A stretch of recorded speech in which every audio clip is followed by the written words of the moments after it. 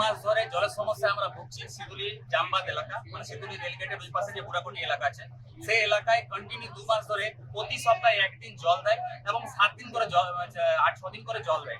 সেই সমস্যায় ভোগান্তির ফলে আমরা আজকে কন্টিনিউ আমরা ম্যানেজমেন্টের সঙ্গে কথা বলে আলোচনা করেছি, কিন্তু ম্যানেজমেন্ট আমাদেরকে শুধুমাত্র মিথ্যা আশ্বাস দিয়েছে যে আমরা আজকে জল দিচ্ছি, কালকে জল দিচ্ছি, কিন্তু জল ওই 1 দিন দেয়, 6 দিন দেয় না।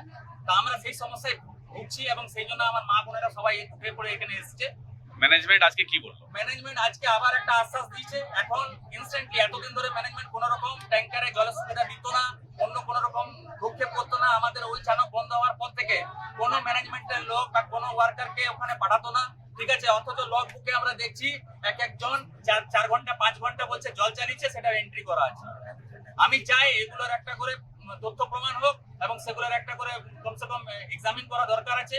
এবং আমরা বেশি কিছু চাই না, আমরা মানে সমৃদ্ধি চাই। আমরা শুধু জলের প্রবলেমটা, সমস্যার সমাধান করে দিলে আমাদের এখানে নিদান হবে। ফলো করুন সংবাদ প্রতিদিন ডিজিটাল।